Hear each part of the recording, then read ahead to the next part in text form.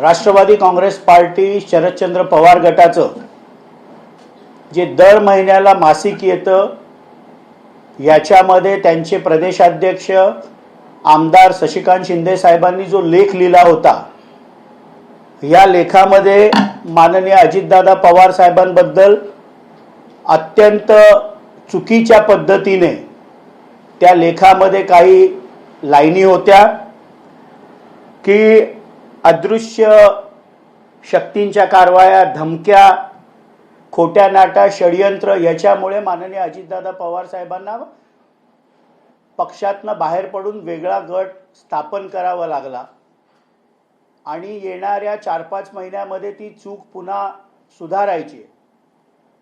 खरं तर पक्ष एकत्र असताना माननीय अजितदादा पवार साहेबांची अनेक वेळा पक्षातील बैठकींमध्ये भारतीय जनता पार्टी बरोबर जावं ही भूमिका असायची. काल माननीय प्रांताध्यक्ष सुनील तटकरे साहेबांनी देखील ही भूमिका स्पष्ट केली. 2014च्या विधानसभेचे निवडणुकीचे निकाल आल्यानंतर भारतीय जनता पार्टी ज्यावेळेला सर्वात मोठा पक्ष म्हणून निवडून आले, त्यावेळेला बाहेरून समर्थन देण्याचा निर्णय देखील त्यापैकीच एक होता. त्यानंतर 2016 असेल, 17 असेल, ते अगदी 2019चा सकाळचा शपथविधी असेल, त्यावेळेला देखील माननीय अजितदादा पवार साहेबांची भूमिका ही भारतीय जनता पार्टी बरोबर जाऊन 2 पक्षांचं स्थिर सरकार बनेल अशा प्रकारची होती. अगदी 2 मे 2023 रोजी ज्यावेळेला आदरणीय शरदचंद्र पवार साहेबांचा राजीनामा झाला आणि ज्या पद्धतीने वेळोवेळी पक्ष एकत्रित असताना अजितदादा पवार साहेबांना चुकीच्या पद्धतीने कार्यकर्ते पदाधिकाऱ्यांसमोर त्यांचं एक इमेज तयार करण्यात आली, हे कुठल्या प्रकारचं षडयंत्र त्यावेळेला त्या पक्षामध्ये होतं.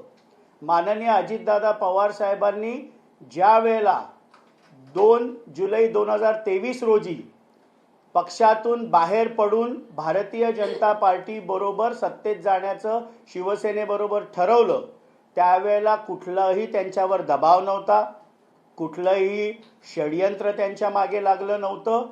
जी भूमिका सातत्याने गेले अनेक वर्ष माननीय अजितदादा पवार साहेब पक्षाच्या अंतर्गत बैठकांमध्ये घेत होती, तीच भूमिका जी वेळोवेळी सर्वोच्च नेतृत्वाने देखील त्याला बरेचदा पुढे जाण्यासाठी सांगितलं, पण अचानक ते निर्णय होत नव्हते.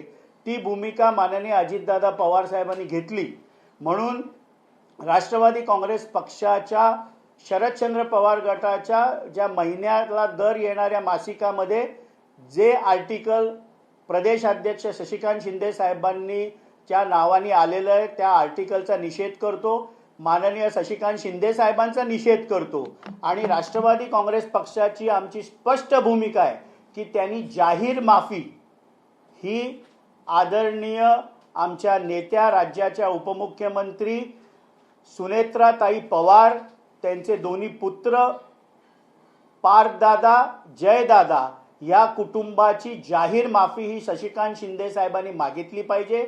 अजितदादा पवार साहेब हयात असताना पक्षामध्ये कशा प्रकारे त्यांची चुकीची एक इमेज तयार करण्यात आली आणि दुर्भाग्य एवढं आहे की त्यांच्या अचानक जाण्यानंतर देखील त्यांच्या विरुद्धचं हे षडयंत्र चालू आहे.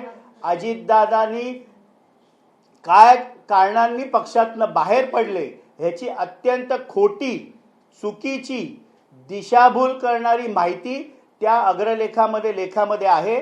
म्हणून आम्ही त्याचा निषेध करतो आणि प्रदेशाध्यक्ष शरदचंद्र पवार गटाचे शशिकांत शिंदे साहेबांनी जाहीर माफी ही सुनेत्रा वहिनींची आणि दोन्ही मुलांची मागितली पाहिजे. जर माफी मागितली नाही तर मग पुढचं पाऊल तुमचं काय असेल? आमची स्पष्ट भूमिका आहे की खोटं नाटं वेळोवेळी अजितदादा पवार साहेबांबद्दल हे सांगितलं गेलं. आजही त्यांच्या मृत्यूनंतर हे घाणेरडं राजकारण केलं जातंय. याच्या पुढे त्यांनी केलेले आरोप याला सडेतोड उत्तर राष्ट्रवादी काँग्रेस पक्षाचे आमचे कार्यकर्ते आणि पदाधिकारी देतील. आता खूप काही आम्ही सगळ्या कार्यकर्त्यांनी सहन केलेलं आहे. आर्टिकल मध्ये थेट ते सांगतात की बाबा विलिनीकरणासाठी दादा आग्रही आहेत, विलिनीकरणानंतर दादाच राष्ट्रीय अध्यक्ष होणार होते. याचा अर्थ विलिनीकरणासाठी ते एवढे आग्रही भूमिका शशिकांत शिंदे अजितदादांच्या मुखी मांडतायत. असं आहे की माननीय अजितदादा पवार साहेबांच्या दुर्दैवी दुःखद निधनानंतर अग्निसंस्कार व्हायच्या आधीच त्यांच्याकडनं ठरवून प्रतिक्रिया देण्यात आल्या की विलिनीकरण होणार आहे. तारीख देखील 12 फेब्रुवारीची डिक्लेअर करण्यात आली. म्हणजे एकीकडे आम्ही आमचं सर्वस्व गमावलं होतं, महाराष्ट्राचं न भरून येणारं नुकसान झालं होतं आणि त्यावेळेला आपला राजकीय स्वार्थ साठी विलिनीकरणाच्या चर्चा सुरू झाल्या. विलिनीकरणाबाबतची स्पष्ट भूमिका आमचे राष्ट्रीय कार्याध्यक्ष खासदार प्रफुल्लभाई पटेल साहेब असतील, आमचे प्रांताध्यक्ष खासदार सुनील तटकरे साहेब असतील, यांनी माध्यमांसमोर गेल्या काही दिवसांमध्ये स्पष्टपणे मांडलेली आहे. त्यामुळे विलिनीकरणाचा विषय सध्या तरी कुठल्याही परिस्थितीमध्ये पक्षासमोर नाही. नाही, पण मग आता प्रश्न असा आहे की जर शिंदे त्या पुस्तकामध्ये म्हणतात की विलिनीकरणासाठी दादा आग्रही होते, विलिनीकरण नंतर दादाच होणार होते, आणि दुसरीकडे ते सांगतात की अजितदादा हे तिथे गेले कारण की त्यांच्यावर इन्क्वायरीची चौकशी होते, हे होते. याचा अर्थ त्यांना पण तेच करायचं आहे का उद्या? असं आहे ना की अजितदादा पवार साहेब जिवंत असताना पक्षामध्ये ज्यावेळेला पक्ष एकत्रितपणे होता त्यावेळेला 2014 असेल, 16 असेल, 17 असेल, 19 असेल, ते 2023 2 मेचा राजीनामा असेल आदरणीय मोठ्या साहेबांचा, वेळोवेळी अजितदादा पवार साहेबांची प्रतिमा एक वेगळ्या पद्धतीने महाराष्ट्रासमोर आणि कार्यकर्त्यांसमोर मलिन करण्यात आली. म्हणजे मी स्पष्ट बोलतोय, आता देखील त्यांच्या मृत्यूनंतर जे घाणेरडं राजकारण चालू आहे हे अत्यंत चुकीचं आहे. याचा आम्ही निषेध करतो आणि म्हणून शशिकांत शिंदेंनी जाहीर माफी त्या कुटुंबाची मागितली पाहिजे. नक्कीच, पण या सगळ्या विलिनीकरणासंदर्भामध्ये प्रफुल्ल पटेल आणि तटकरे यांना कुठेतरी टार्गेट केलं जात आहे का? कारण त्यांनी पण आपली खंत या ठिकाणी व्यक्त केली की आम्हाला टार्गेट केलं जात आहे जाणून. सातत्याने गेले काही दिवस राष्ट्रीय आमचे कार्याध्यक्ष खासदार प्रफुल्ल पटेल साहेब असतील, प्रांताध्यक्ष खासदार सुनील तटकरे साहेब असतील, यांना जाणीवपूर्वक टार्गेट केल्याचं काम केलं जात आहे. आम्ही विधिमंडळाची बैठक घेऊन आदरणीय मायमाऊली सुनेत्राताई पवारांना विधिमंडळाचं नेतेपदी एकमुखाने निवड झाली, त्यांची उपमुख्यमंत्री पदाची शपथ झाली, त्याच्यावरनं देखील राजकारण करण्यात आलं. त्यामुळे सातत्याने राष्ट्रवादी काँग्रेस पक्षाच्या या दोन्ही नेत्यांना आणि आमच्या सर्वोच्च नेत्या आदरणीय सुनेत्राताई पवारांना देखील शपथ लवकर का घेतली, का घाई होती, अशा प्रकारचे आरोप देखील सातत्याने आमच्यावर केले जात आहेत. शरद पवार यांना राज्यसभेमध्ये परत संधी द्यावी असं महाविकास आघाडीच्या नेत्यांचं मत आहे आणि काँग्रेस आणि उभा ठाकरे यांनी सहमती दिल्याची बातमी आता दिल्लीत नाही. काय खरं आहे? शेवटी आदरणीय साहेबांना राज्यसभेवर कुठल्या पक्षाने पाठिंबा द्यावा हा त्यांचा निर्णय, ह्याच्यावर काय आम्ही वाच्यता करू इच्छित नाही. आमच्या पक्षावर जी शोककळा आलेली आहे, संपूर्ण महाराष्ट्रामध्ये शोककळा माननीय अजितदादा पवार साहेबांच्या जाण्याने न भरून येणारं जे नुकसान झालंय, ह्याच्यातनंच आम्ही कार्यकर्ते, पदाधिकारी, लोकप्रतिनिधी सावरतोय. आम्हालाच अजून धीर देण्याची गरज असताना ज्या प्रकारचं गलिच्छ राजकारण केलं जातंय याचा आम्ही निषेध करतो. विलिनीकरणाची जी चर्चा होते ते दादांच्या मृत्यू पश्चातच का झाली याला कोण कारणीभूत आहे, आणि जेव्हा दादा हयात होते त्यावेळी या चर्चा बाहेर का नाही आला प्रसार माध्यमात? असं आहे ना की अग्निसंस्कार व्हायच्या आधीच ठरवून की काय हे राष्ट्रवादी काँग्रेस पार्टी शरदचंद्र पवार गटाच्या नेत्यांनी 28 तारखेला रात्रीच मुलाखती द्यायला सुरुवात केली. म्हणजे महाराष्ट्र या दुःखातनं सावरत देखील नव्हता. कार्यकर्त्यांनी आपलं सर्वस्व आम्ही गमावलं होतं. त्यावेळेला जाणीवपूर्वक की काय विलिनीकरणाच्या चर्चा आल्या. अत्यंत जे काही राजकारण गेले चालू आहे काही दिवसांपासून, हे अत्यंत चुकीच्या पद्धतीने महाराष्ट्राची ही संस्कृती नाही. मालेगाव महानगरपालिकेमध्ये टिपू सुलतानचा फोटो लावण्यात आला, त्यावरून सध्या गदारोळ माजलेला आहे, काय कसं पाहताय?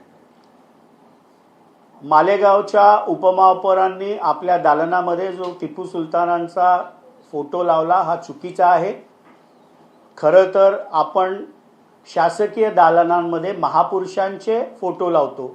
छत्रपती शिवाजी महाराज असतील, महात्मा गांधी असतील, परमपूज्य डॉक्टर बाबासाहेब आंबेडकर असतील, ह्या महापुरुषांचे आपण फोटो लावतो. टिपू सुलतानचा फोटो लावून अनावश्यक वाद मालेगावच्या उपमहापौरांनी करू नये. शेतकरी कर्जमाफीची प्रत्येकदा जोरदार चर्चा सुरू झालेली आहे. साधारणतः जून अखेरपर्यंत देण्याचं सूचवाचक यादी मुख्यमंत्र्यांनी अजितदादांनी स्वतः केलं होतं. आता काही अशा स्वरूपात हालचाली सुरू असल्याचं समजतं. आता माननीय मुख्यमंत्री देवेंद्र फडणवीस साहेबांनीच स्वतःकडे अर्थ व नियोजन खातं घेतलेलं आहे. त्यावेळेला ज्यावेळेला शेतकरी संघटनांबरोबर बैठक झाली त्यावेळेला जून अखेरीसपर्यंत संपूर्ण कर्जमाफी तर्फे शासनातर्फे करण्यात येईल अशा प्रकारचं आश्वासन दिलं होतं.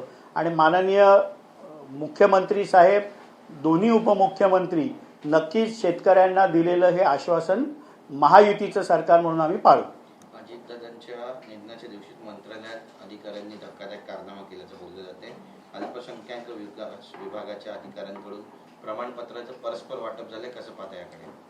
3 दिवसाचा शासकीय दुखवटा असताना अशा प्रकारचे सर्टिफिकेट्सचं वाटप जर कुठल्या अधिकाऱ्यांनी केलं असेल तर त्याच्यावर कडक कारवाई ही शासनाने केली पाहिजे. रोहित पवार यांनी पत्रकार परिषद घेतली होती आणि दादांचा घातपात झाल्याचा त्यांनी आरोप केलेला आहे. मात्र त्याच विमानातून, ज्या कंपनीचं विमान होतं त्याच कंपनीतून काही वर्षांपूर्वी रोहित दादांनी पण प्रवास केला होता, कसं पाहता? असं आहे की ज्या दिवशी अपघात झाला त्याच दिवशी सिव्हिल एव्हिएशन मिनिस्टर के राम मोहन नायडू आणि राज्यमंत्री मुरलीधर मोहोळ हे ज्या वेळेला बारामतीला घटनास्थळी आले त्याच वेळेला एअरक्राफ्ट ॲक्सिडेंट इन्व्हेस्टिगेशन ब्युरो ही संपूर्ण चौकशी या अपघाताची करेल. काल दिल्ली इथनं सिव्हिल एव्हिएशन मिनिस्टरनी सांगितलं की काही दिवसामध्येच प्रिलिमिनरी रिपोर्ट या अपघाताचा येणार आहे.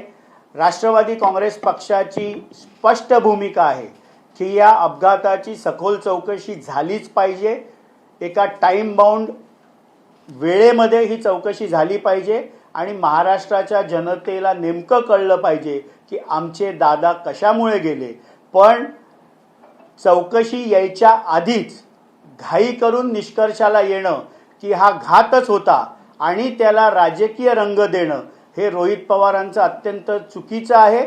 स्वतः त्यांनी VSR कंपनीच्या, आजच माध्यमांवर फोटो बघितले की भारताचा पूर्व कर्णधार रोहित शर्मा आणि त्यांनी VSR कंपनीच्या विमानातनंच प्रवास केलेला आहे.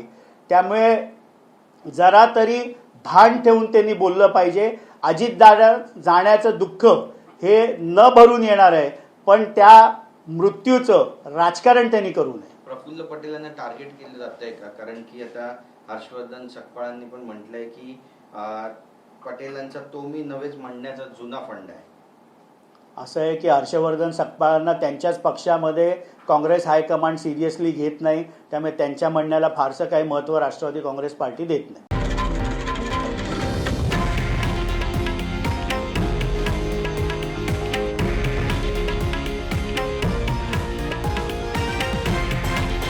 हे आहे देशातील नंबर 1 न्यूज नेटवर्क आणि आपण पाहत आहात TV9 मराठी, एकमेव.